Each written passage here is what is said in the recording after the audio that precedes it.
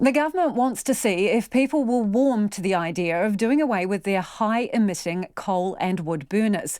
They're also looking at tougher air quality standards by monitoring smaller particles hazardous to health. The proposals are part of a discussion document released by the Ministry for the Environment today.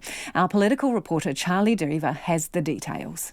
The picturesque Otago town of Arrowtown embodies the image of clean, green New Zealand. But beyond first glance, the town is dealing with some of the worst air quality in Australasia.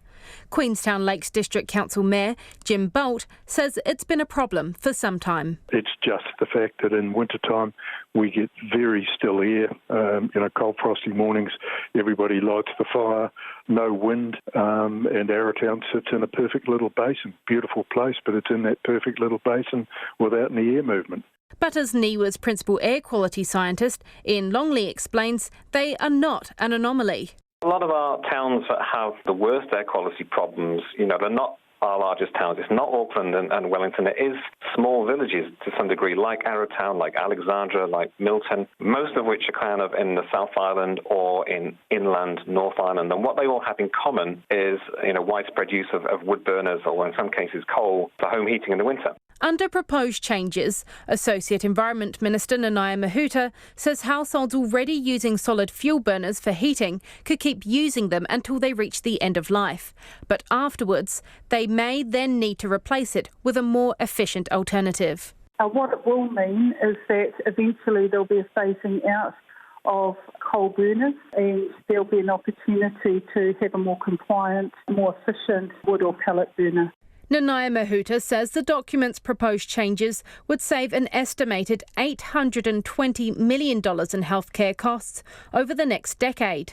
Jim Govt supports the move, but wants to make sure households won't be too out of pocket. By the time you pay for a new appliance, a new flue, the installation, etc., possibly changes to your roof as a result of a different flue, it's quite an expensive business. And for people who are already under some hardship financially, this is not something that comes easy.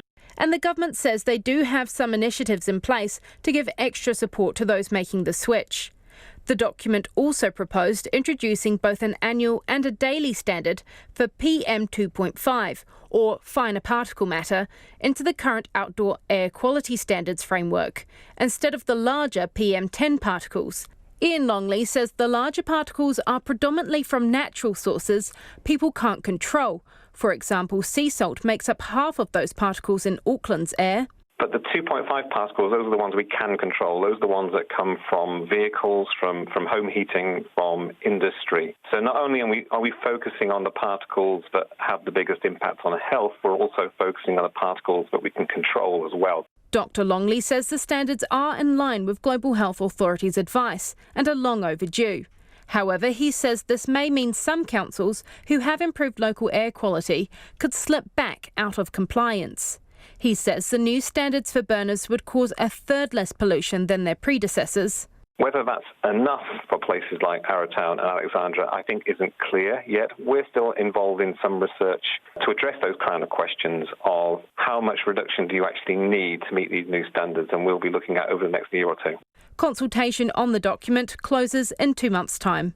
From Parliament, for Checkpoint, Charlie Dreaver, DNA.